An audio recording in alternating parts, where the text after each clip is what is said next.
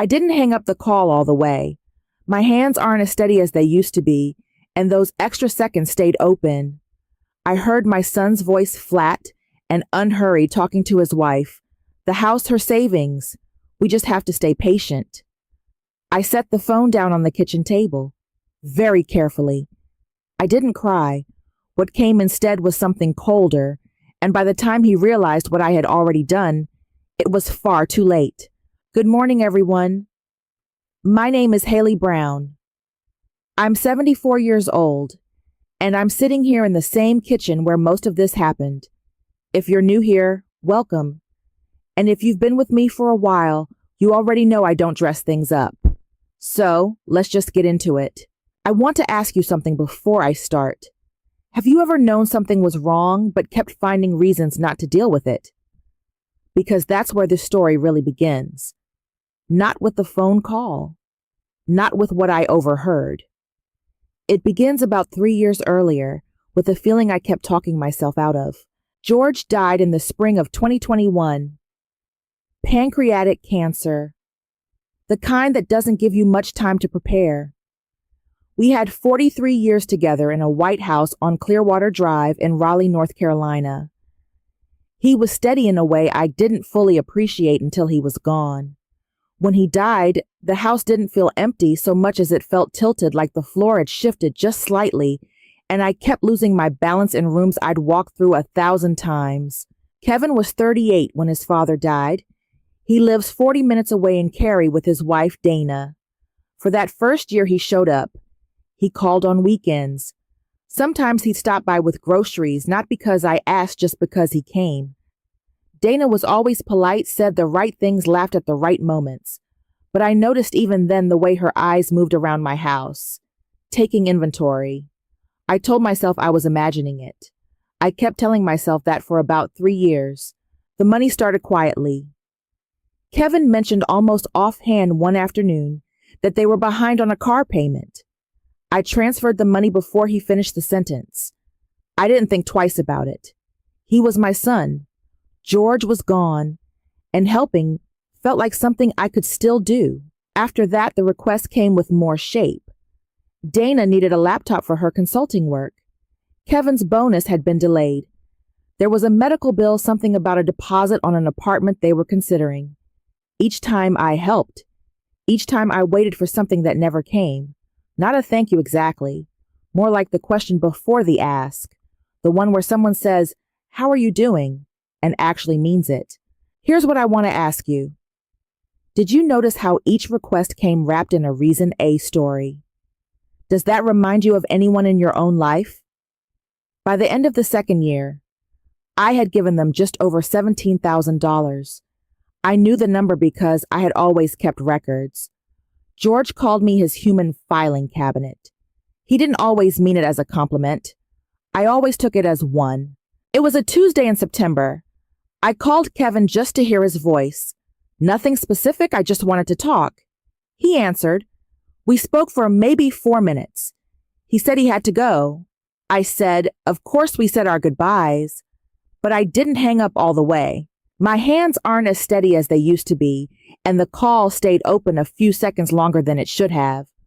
In those seconds, I heard him. Not on the phone to me, to Dana. His voice was flat, the way someone sounds when they're talking behind a closed door and think no one's listening. He said, "She's suffocating me. Every time she calls, I feel like I can't breathe. I can't keep doing this." Dana said something I couldn't make out. And then Kevin said, "I know, but the house, her savings, we have to stay patient." I set the phone down on the kitchen table, very carefully. The neighbor's sprinkler was going outside. A car drove past on Clearwater Drive. The refrigerator hummed. I sat there and I thought, so that's what this has been. Not grief. Not a son who was struggling. A plan. And here's what I keep thinking about even now. How long had they been talking about it? Not days. The way Kevin said, "We have to stay patient," didn't sound like a new idea. It sounded like a conversation they'd had before. Many times. Maybe over dinner. Maybe while I was on the other end of the phone thinking we were close. I didn't cry. I want to be honest about that because I think people expect tears at a moment like this. There weren't any. What came instead was something colder and honestly more useful. Clarity. The kind you feel when you stop arguing with something you've already known for a long time. Before I hung up, I opened my voicemail. My phone had recorded the last part of the call before it disconnected. 47 seconds. Kevin's voice clear, unhurried, talking about patience and houses and savings. I listened to it 4 times standing at that kitchen table. Then I forwarded it to my own email with a subject line that said, "Only keep this." What would you have done right then? Would you have called him back immediately, confronted him? Or would you have gone quiet the way I did? I went quiet. I had been the one keeping that phone line alive, calling first, filling every silence, following up when I didn't hear back. I just stopped. No letter, no announcement, no scene. I put down the rope and waited to see how long it took before he noticed it had dropped. 11 days. His text read, "Hey, Mom, haven't heard from you. You okay?" I replied that I was fine and had been busy. Both were true. But while he had been waiting on me to call, I had not been sitting still. I went to George's old desk in the study, his reading lamp, a yellow legal pad. I pulled out the bank records, the email confirmations, the small calendar book I kept in the kitchen drawer where I'd always noted dates and amounts and what the money was said to be for. George raised me to document everything, and somewhere along the way it stopped feeling like a habit and started feeling like breathing. The total took 2 evenings, $17,340, given over 2 years and 4 months.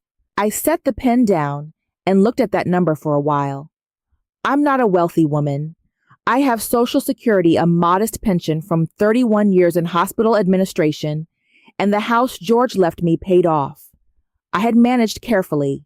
$17,000 carefully managed is still $17,000 gone. And I realized sitting there under that lamp that the money hadn't been received as love. It had been received as confirmation that the strategy was working. Monday morning, I called Ruth Gallagher. I had known her 11 years. She handled George's estate, both our wills, the house paperwork after he died. She had this way of listening to everything before she said a single word, which I had always found genuinely settling. Not performative, just careful. I arrived Thursday with the legal pad, the bank records, a printed summary organized by date, and 1 page with a typed transcript of the 47-second recording. Ruth read through all of it without interrupting. When she finished, she looked up and said, "You've been very thorough." I told her George always said I was wasted in hospital administration. Should have been a paralegal. She smiled. Then she asked what I wanted. I told her I wanted to update my estate plan. I had a niece, my brother's daughter Clara, a physical therapist up in Asheville. She had been calling me every other Sunday for 4 years. Not to ask for anything, just to talk. I wanted to include her. I also wanted to leave something to the garden collective George had volunteered with for the last decade of his life. And I wanted the structure of the trust to be solid enough that Kevin couldn't challenge it later by claiming I was grieving or confused. What I'm wondering is, would you have told your attorney everything? Or would some part of you have held back, still protecting him? Ruth arranged for a cognitive evaluation with my physician of 16 years, Dr. Anita Charles. Dated, signed, filed. A documented record that every decision had been made in full possession of my faculties. Then Ruth did something I hadn't asked for. She sent a formal letter to Kevin and Dana's address in Cary. A courtesy notice, she called it. It acknowledged that she had been retained to revise my estate documents, outline the trust structure, and reference the financial records I had compiled. It noted professionally that any competency challenge would trigger a full financial discovery process. Both parties would be required to disclose their own records and account for every transfer received. In plain language, if they came at me in court, everything would come out. Every dollar, every date, Every word Kevin said to his wife on a Tuesday afternoon in September, in front of a judge who would read the numbers the same way I had read them at George's desk without sentiment. That letter arrived at their house on a Thursday. I know because Kevin called Saturday morning. His voice had that careful quality the one people use when they're trying to sound like they're not worried. He said he just wanted to check in. He said he hoped I wasn't doing anything rash while I was still processing everything. I said I appreciated his concern and that I was managing quite well.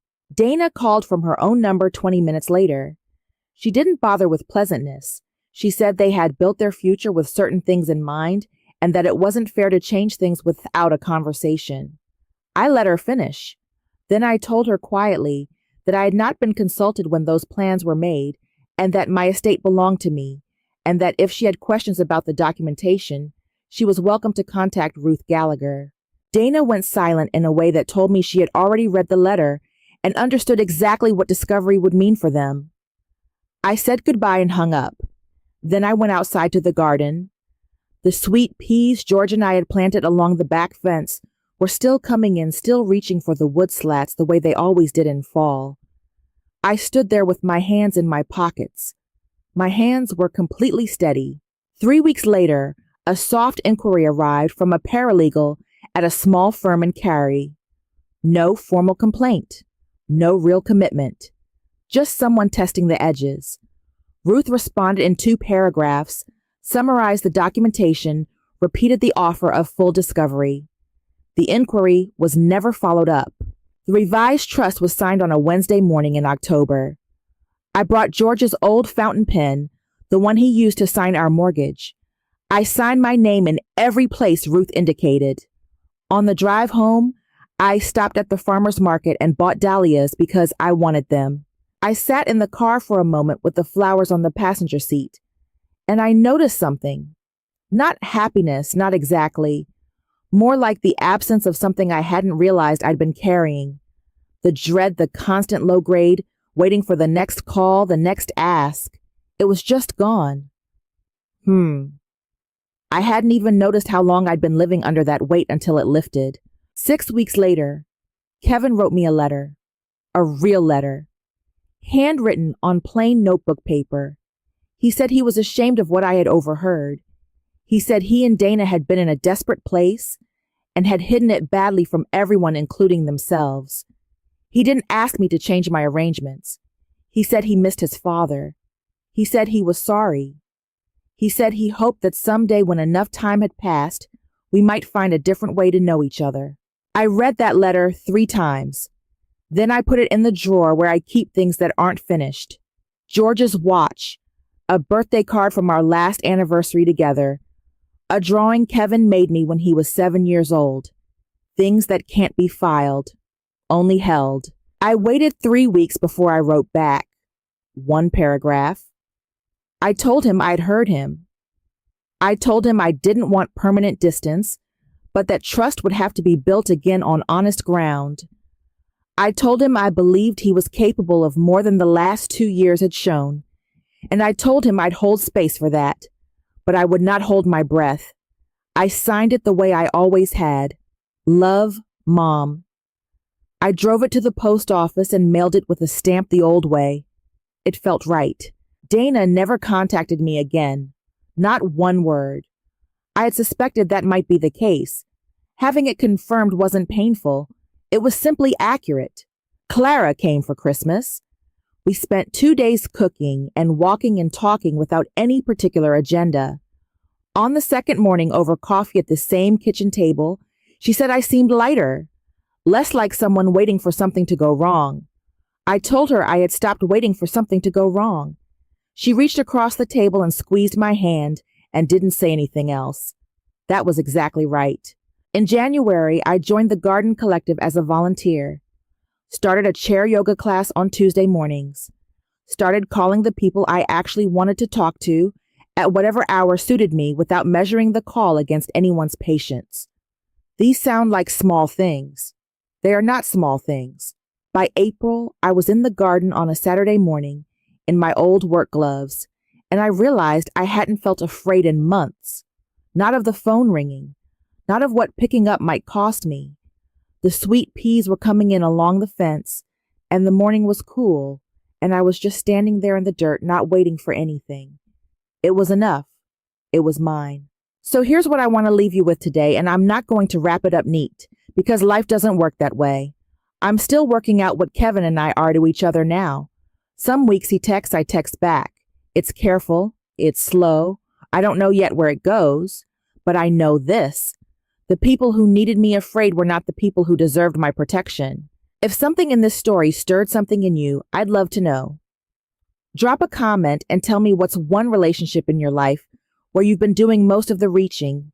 And if someone you know needs to hear that they are allowed to put down the rope, please share this with them today. Not as a lesson, just as a reminder. Thank you for being here with me this morning.